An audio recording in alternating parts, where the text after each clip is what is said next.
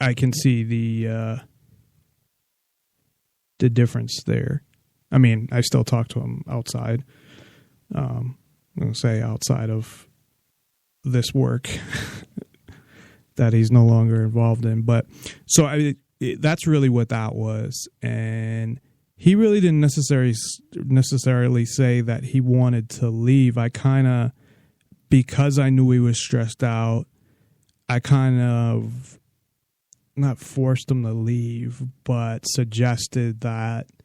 And I wish I wish I didn't, but I kind of more suggested more or less like, okay, he was also worried about people at work possibly hearing the show, and he's in a high position at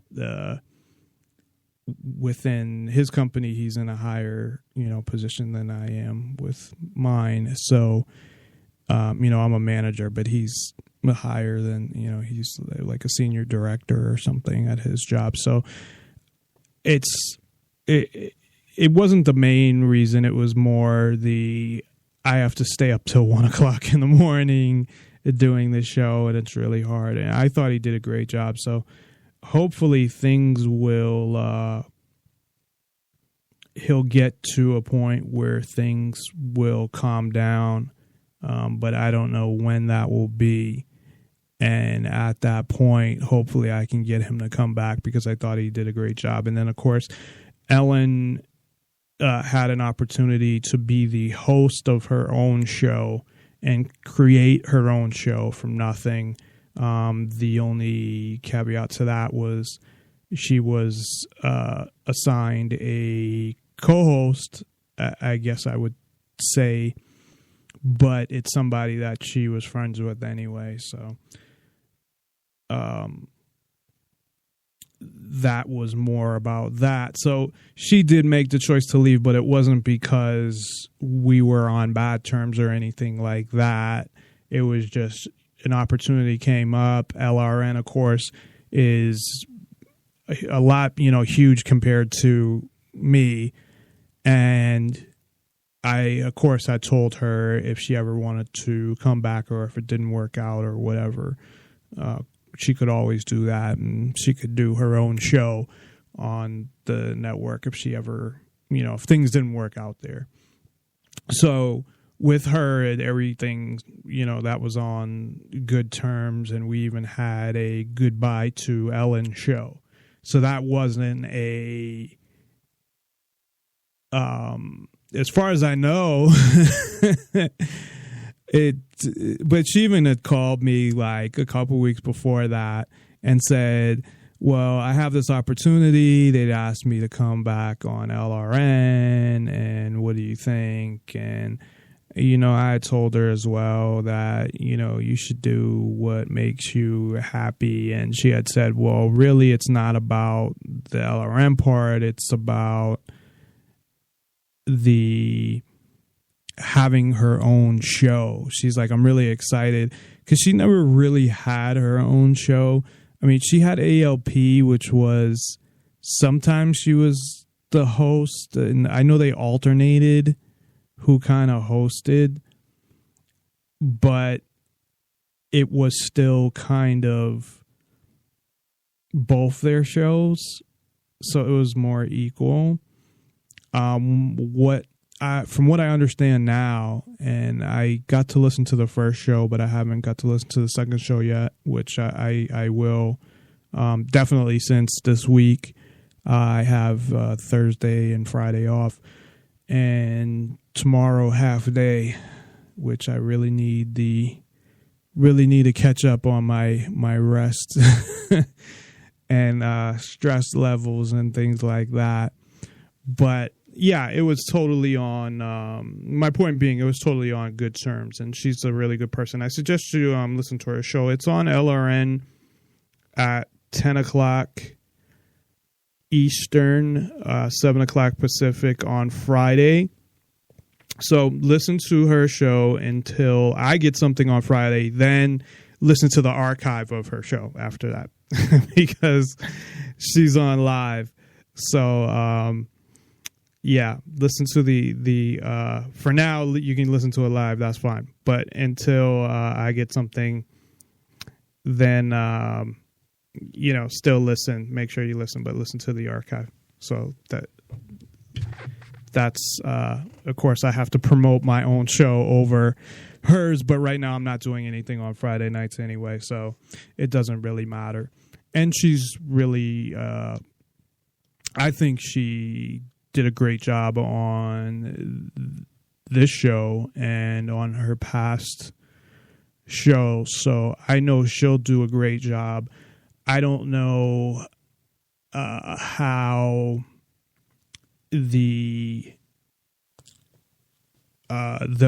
her co-hosts will play off her and how that will work. Like I said, I listened to one show, but that's only one show. So because I think that has a lot to do with it. I think that you could have a co-host that could make you better. You could have one that makes you worse. I think in her case, she helped improve the show overall. So I think she helped me as well, at least most of the time. I know there are a couple shows there that not that we had any bad shows, and not that she did anything bad, just that I was stressed out or whatever. So it's not that she contributed to that. It's just it didn't really help, but it didn't hurt.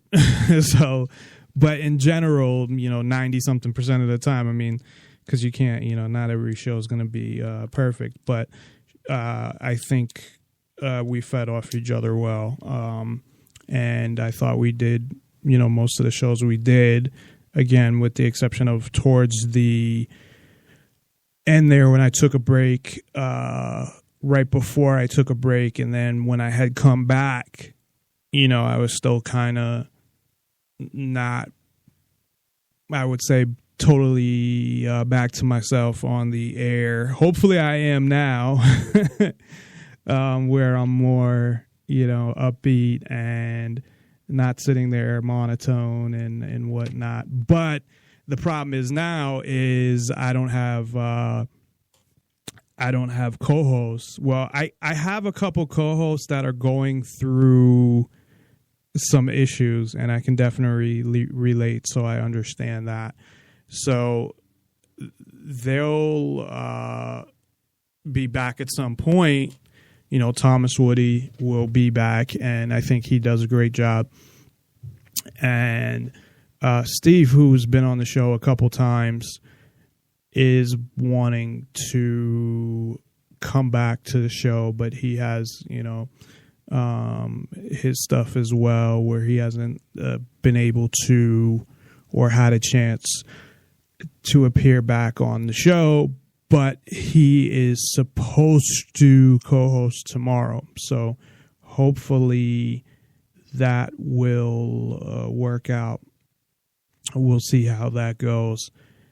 And, it's a lot better, obviously, having a co-host, because me just sitting here talking, and it's not to say that I can't do it.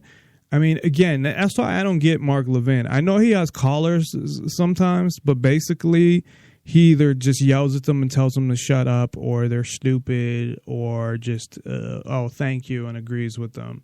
I mean, it doesn't bring anything to his show. It really doesn't. And speaking of callers, if you would like to call or Skype into the show, you can Skype in at NonPartisanLIbertyForall. It's all one word. Have each letter, I guess the first letter of each word, though capitalized, but it's all one word. And you can call in at 702-470-7664. I would suggest sending a text first with your name and what you want to talk about, and then calling, and then I won't have to screen the call, because I'm not going to bring somebody on unless I screen it, just in case it's like a prank or something stupid or whatever. So if you text me first and then call me, then I'll bring you right on, as opposed to I'll have to wait till I take a break and then screen the call. So that's the best way to call in, is to just send a text first. I'm going to call in. My name is whatever from wherever, and I want to talk about this. As far as what you want to talk about, you can talk about mostly in general anything that relates to freedom and liberty for the most part. I'd rather keep it to what we're talking about, but I'm not going to hang up on you if you ask me something else. So if you'd like to call in, please feel free. It's weird because I got a lot more callers when I was on Blog Talk Radio, and Blog Talk Radio is a lot easier to manage, where you can have somebody else screening calls, and the functionality, again, I've said it before, is great. The one huge drawback is the sound. So even with what I have now setup wise on Blog Talk Radio, the sound would still not sound, I mean, it's passable, but it's okay. But now, I mean, with Spreaker, or even going directly to the device I have, the Zoom H4n, I think it sounds great. It's perfectly clear. It's, unless I'm doing something with the levels or whatever. And it should even sound better than it does, because I don't think I have on my compressor things adjusted at the optimized levels. So plus I have an effects processor as well, and there's things I can do with that, with more compression, or put a little effect on my voice, or things that can make it sound even better. So I'm still, you would think I should be there by now, right? But I mean, this, to be honest, and I've heard Rob Matthias, who's on the air right now, I think, as well, unless he didn't do a show this week. But I think 1 week a month he doesn't do a show, but he does a show at the exact same time as me on LRN. And I don't know what they do the other week. They might just do a replay or something. But I thought he said that he just did it 3 weeks out of the month, but whatever.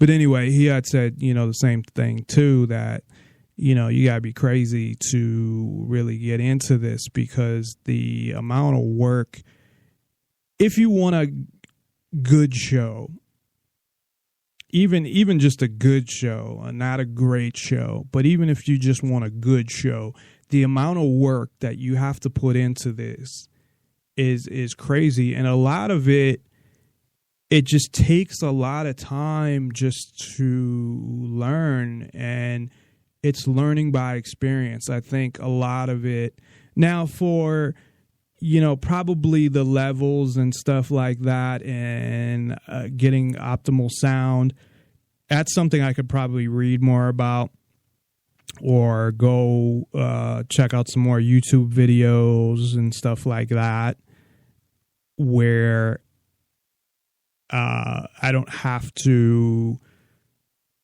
really get it from experience, but it's still, some experience goes into it, because when you're messing with, say you have somebody else in the studio and you're messing with their levels, and you want to know how to get the best sound. But I think that can be learned, like 90-something%. You can learn without actually doing it, or doing it on the air or whatever, getting ready for an actual show. You can practice it and set it up prior, as opposed to being a radio host or a radio co-host. I think a lot of that, I don't think that's something you can read a book and just learn about. I honestly don't. I think that's something that more comes from just doing it. And, even Mark Edge of Free Talk Live, who's been doing radio, I don't know how many years now, 10 plus at least. but would say the